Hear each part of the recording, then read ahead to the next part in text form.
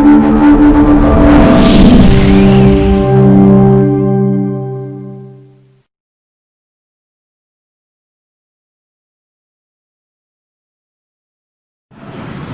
वालेकुम क्लास, कैसे हैं बच्चों आप लोग।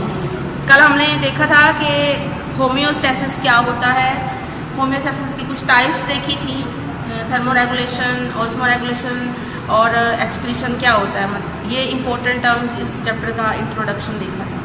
आज हम देखेंगे प्रॉपरली, हमारा टॉपिक है होम्योस्टेसिस इन प्लांट। ठीक है, अब homeostasis in plant mean plant के अंदर जो डिफरेंट कंडीशंस हैं, प्लांट अपने अंदर कैसे बैलेंस करते हैं, अपने अंदर डिफरेंट बाहर की जो चेंजिंग इन्वायरमेंट है उसके मुताबिक रिस्पॉन्ड कैसे करते हैं और अपने आप को एक बैलेंस कंडीशन में कैसे रखते हैं। ठीक है, तो हम एक जनरल सा व्यू लेंगे, तो रिमूवल ऑफ एक्स्ट्रा वाटर, क्योंकि हमें पता है प्लांट्स के पास जो है वो इतने ज़्यादा सिस्टम नहीं है, इतने ज़्यादा ऑर्गन्स नहीं है, तो इनको स्टडी करना हमारे लिए ज़्यादा आसान है। तो हम इसकी शॉर्ट टर्म में थोड़ा सा समझ लेंगे कि प्लांट्स अपने जो होम्योस्टेसिस को बैलेंस करने के लिए क्या करते हैं। सबसे पहले जो हम देखेंगे वो रिमूवल ऑफ एक्स्ट्रा वाटर है। अब पानी है, प्लांट ले रहे होते हैं, इनटेक कर रहे होते हैं रूट्स के ज़रिए से और अपने डिफरेंट एक्टिविटीज़ को परफॉर्म कर रहे होते हैं। पानी के लिए आप एक लफ्ज़ याद रखते हैं कि पानी जो है वो वाटर है, वाइटल फॉर लाइफ रिक्वायरमेंट्स। ठीक है, जितनी भी और लिविंग ऑर्गेनिज्म की, प्लांट्स की, एनिमल्स की, ह्यूमन बींग्स की जो तमाम जो ज़रूरी एक्टिविटीज़ हैं, मेटाबॉलिज्म है उनकी, वो वाटर के बगैर पॉसिबल नहीं है। ठीक है, अगर नहीं है तो इसका मतलब है कि वो बहुत ज़रूरी है, तो प्लांट को लेना है। अब प्लांट जो वाटर यूज़ कर लेते हैं उसके बाद उनकी बॉडी में अगर एक्स्ट्रा वाटर है तो वो बॉडी से कैसे बाहर निकल जाता है, तो उसको बैलेंस कैसे करता है प्लांट। तो हम उससे पहले बार बार हम कंडीशंस पढ़ चुके हैं कि प्लांट के अंदर जो है वो डे टाइम और कंडीशन होती है और नाइट टाइम और कंडीशन होती है। हम अच्छी तरह से जानते हैं कि प्लांट के अंदर डे टाइम दो प्रोसेसेस हो रहे होते हैं। कौन कौन से प्रोसेसेस हो रहे होते हैं? एक फोटोसिंथेसिस हो रही होती है और एक हमारे पास रेस्पिरेशन होती है। फोटोसिंथेसिस क्या है? प्लांट एक सनलाइट की हेल्प से कार्बन डाइऑक्साइड को इस्तेमाल करते हैं और ग्लूकोज तैयार करते हैं, यानी फूड तैयार करते हैं जो बाद में डिफरेंट चीज़ों में तब्दील होती है, डिफरेंट कंपाउंड्स में तब्दील होकर हमारे लिए फ्रूट और वेजिटेबल्स की फॉर्म में हमारे पास आती है। तो अब फोटोसिंथेसिस कर रहे हैं, जो ग्लूकोज की सिंथेसिस कर रहे हैं, वो एक प्रोसेस है और प्लांट का एक इम्पोर्टेंट प्रोसेस है जो कि प्रोड्यूसर कहलवाने के लिए है, क्योंकि हमारे पैदाकार प्रोड्यूसर्स जो है वो प्लांट्स ही हैं और मेन जो इनके अंदर जो प्रोसीजर है वो फोटोसिंथेसिस है। अब अगला प्रोसीजर जो मैंने लिखा है वो रेस्पिरेशन है। अगर रेस्पिरेशन की बात करें हम लोग, तो हम ये नहीं कह सकते कि प्लांट्स ओनली रेस्पायर, हम कहेंगे ऑल लिविंग ऑर्गेनिज्म। ये लिविंग ऑर्गेनिज्म की एक बेसिक प्रॉपर्टी भी है, बेसिक करेक्टरिस्टिक भी है कि अगर कोई जानदार रेस्पिरेशन नहीं करता तो वो लिविंग नहीं होगा। ठीक है, तो इसका मतलब प्लांट्स लिविंग है तो रेस्पिरेशन तो करेंगे। अब जरा आपको बहुत पहले से पढ़ते आ रहे हैं कि 9th क्लास में हमने फोटोसिंथेसिस रेस्पिरेशन को पूरे चैप्टर में पढ़ा था कि देखिए कार्बन डाइऑक्साइड और वाटर मिले तो ग्लूकोज और ऑक्सीजन बन गई। अब रेस्पिरेशन में ग्लूकोज टूटा, कार्बन डाइऑक्साइड में से ब्रेक डाउन होगी, कार्बन डाइऑक्साइड और वाटर बन गया। ये प्रोसीजर तो आपको याद है।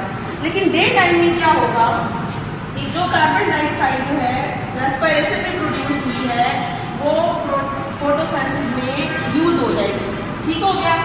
अब इसके नतीजे में फोटोसिंथेसिस के नतीजे में जो ऑक्सीजन प्रोड्यूस हो रही है, कुछ ऑक्सीजन जो है ये फोटोसिंथेसिस की बनी हुई ऑक्सीजन, क्योंकि बाई प्रोडक्ट होती है, ग्लूकोज उसने बनाया है, बना लिया। जो ऑक्सीजन है कुछ तो एनवायरनमेंट में रिलीज कर देगा पौधा, ताकि एनवायरनमेंट में ऑक्सीजन की मिकदार ज़्यादा हो और हम लोग हैं उसे सांस लेने के लिए इस्तेमाल कर सकें। ठीक है, लेकिन साथ साथ वो अपनी ही रेस्पिरेशन के लिए भी ऑक्सीजन यहाँ से ले लेगा। ठीक हो गया। इस तरह से डे टाइम जो है, लेकिन अब ये कार्बन डाइऑक्साइड और जो ऑक्सीजन है ये डे टाइम में खुद ही प्लांट मैनेज कर रहा होता है। लेकिन जब होती है नाइट टाइम, उस वक्त क्या होता है कि प्लांट को फोटोसिंथेसिस नहीं हो रही होती, उनको सनलाइट अवेलेबल नहीं होती, तो वो क्या करते हैं, वो हमारी तरह ही रेस्पिरेशन करते हैं। क्या करते हैं, जो कार्बन डाइऑक्साइड है उनके अंदर हमारी तरह एक्स्ट्रा प्रोड्यूस होती है, ऑक्सीजन जो है वो एनवायरनमेंट से लेते हैं। जो एनवायरनमेंट से ऑक्सीजन लेते हैं वो क्या करते हैं, वो अपनी रेस्पिरेशन में इस्तेमाल करते हैं। पहले तो फोटोसिंथेसिस से ले रहे थे ना, अब वो रेस्पिरेशन में इस्तेमाल कर लेंगे। उसके बाद जो कार्बन डाइऑक्साइड होगी जो कि रेस्पिरेशन के नतीजे में प्रोड्यूस होती है, वो कार्बन डाइऑक्साइड क्या होगी, अगर तो लीव है तो उसके स्टोमेटा के जरिए डिफ्यूज होकर बाहर निकल जाएगी, ठीक है। अगर इसी बुक के पहले चैप्टर की बात करें तो उसमें मैंने आपको बताया था कि तभी तो रात को कहते हैं ना प्लांट के नीचे नहीं सोना चाहिए, क्योंकि उनके नीचे उस वक्त कार्बन डाइऑक्साइड रिलीज हो रही होती है और ऑक्सीजन कंज्यूम हो रही होती है, इसलिए वहाँ पे ऑक्सीजन की कमी हो जाती है तो सफोकेशन डेवलप हो जाती है। तो या फिर रूट से अगर रूट्स के अंदर जो है वो उनकी जनरल सरफेस से या फिर जो है वो डिफ्यूज़ होकर जो है वो उसकी कार्बन डाइऑक्साइड रिमूव हो जाती है और जो स्टेम्स वगैरह है उसमें भी डिफ्यूज़ हो जाएगी, लेकिन स्टोमेटा से जो है वो स्टोमेटा के ज़रिए से छोटे छोटे पोर्स या लीव्स के ज़रिए उसके ज़रिए डिफ्यूज़ हो जाएगी। इस तरह से ये कार्बन डाइऑक्साइड और ऑक्सीजन जो है प्लांट बैलेंस करते हैं अपने अंदर, ठीक हो गया। उसके बाद बात करते हैं हम रिमूवल ऑफ वाटर की। क्या हुआ पहले जहाँ पे हमने बात की थी रिमूवल ऑफ कार्बन डाइऑक्साइड, यहाँ पे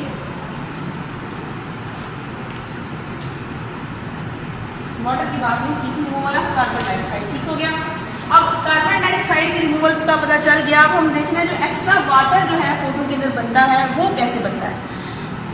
पौधे जो है अपनी ज़रूरियात को पूरा करने के लिए वाटर इनटेक कर रहे हैं, जो एक्स्ट्रा वाटर है वो रिमूव हो जाता है और रिमूव होने के लिए वो क्या क्या मेथड इस्तेमाल करता है वो हम देख लेते हैं। पानी जो है पौधे के अंदर जो है सबसे पहले चाहिए होता है उसकी डिफरेंट मेटाबॉलिक एक्टिविटीज़ के लिए।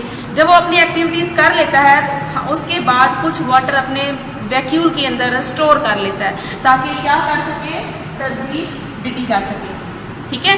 लास्ट में हमने याद पढ़ा है ना कि प्लांट के सेल जो होते हैं वो ज़्यादा से ज़्यादा वाटर अपने स्टोर रखते हैं। जितना वाटर स्टोर होगा इनके पास सेल वॉल होती है, ब्रश तो करेंगे नहीं तो ये सख्त और टफ हो जाएंगे और इनकी एक स्पेसिफिक शेप बरकरार होगी और ये टर्गर प्रेशर क्रिएट करेंगे। टर्गर प्रेशर जो है वो कॉज करता है टर्जिडिटी, ठीक है। तो प्लांट के अंदर शेप भी इसकी वजह से बरकरार रहती है।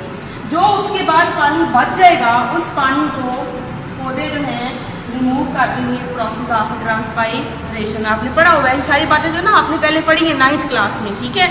अब ट्रांसपायरेशन आपको पता है कि जो वेपर बन के पानी बाहर निकल जाता है हीट वेपर की शक्ल में, बुखारात की शक्ल में पानी पौधे से निकल जाता है, उसे हम ट्रांसपायरेशन कहते हैं, ठीक है। लॉज ऑफ वाटर वेपर, ठीक है, at the surface of the leaves used to मेटा या लेंटिसेल्स जिसे हम कहेंगे ट्रांसपायरेशन। अब ट्रांसपायरेशन के थ्रू एक्स्ट्रा वाटर रिलीज हो गया, लेकिन कुछ प्लांट ऐसे होते हैं जिनके अंदर क्या होता है कि अगर रात के वक्त दिन के वक्त ट्रांसपायरेशन हो गई, लेकिन रात के कुछ पौधों के अंदर ऐसा होता है कि उनके जब स्टोमेटा बंद हो जाते हैं तो कुछ सर्टन पोर्स होते हैं उनके जरिए से कुछ पानी उनकी टिप्स पे आ जाता है, उनकी एजेस पे आ जाता है। उस प्रोसेस का नाम है गुटेशन, ठीक है। क्या तारीफ है, appearance of water drops on the edges of leaves, tips of leaves भी कह सकते हैं, through special pore is called guttation. अब अक्सर औकात आपने नॉर्मल जो मौसम होता है जब सर्दी या गर्मी नहीं होती उस वक्त क्या होता है कि जो पौधे हैं उनके ऊपर डिफरेंट ग्रासेस होते हैं, उनके ऊपर जो है वो पानी आपको नज़र आता है तो आप कहते हैं ओस पड़ी हुई है या शबनम के कतरे हैं। वो जो है वो गुटेशन नहीं है, वो पौधे के अंदर से निकला हुआ पानी नहीं है। अगर पौधे के अंदर से पानी निकले तो दैट कॉल्ड गुटेशन, और ये चंद पौधों में होगा। कुछ ग्रासेस वगैरह के ऊपर जो शबनम के कतरे ड्यू ड्रॉप्स होते हैं उनके साथ इसको कंफ्यूज नहीं करेंगे। ड्यू ड्रॉप्स एक्चुअली क्या होते हैं, ड्यू ड्रॉप जो है वो इन्वायरमेंट का जो कंडेंस वाटर होता है, इन्वायरमेंट वेपर्स होते हैं, जब टेम्परेचर डाउन होता है सुबह के टाइम तो वो ड्रॉप बन के पत्तों के ऊपर गिर जाता है तो ओस पड़ जाती है, या हम उसे कहते हैं शबनम के कतरे। ये गुटेशन से आपने मैच नहीं करना, ठीक है। आपके बुक के ऊपर वहाँ पे एक बॉक्स बना हुआ है जहाँ ये टॉपिक दिया हुआ है, वहाँ पे आप देख लीजिएगा कि ड्यू ड्रॉप्स और गुटेशन में डिफरेंस आ सकता है, ठीक है। तो ये गुटेशन की डेफिनेशन से पेपर में आती है, ये भी आप याद कर लीजिएगा।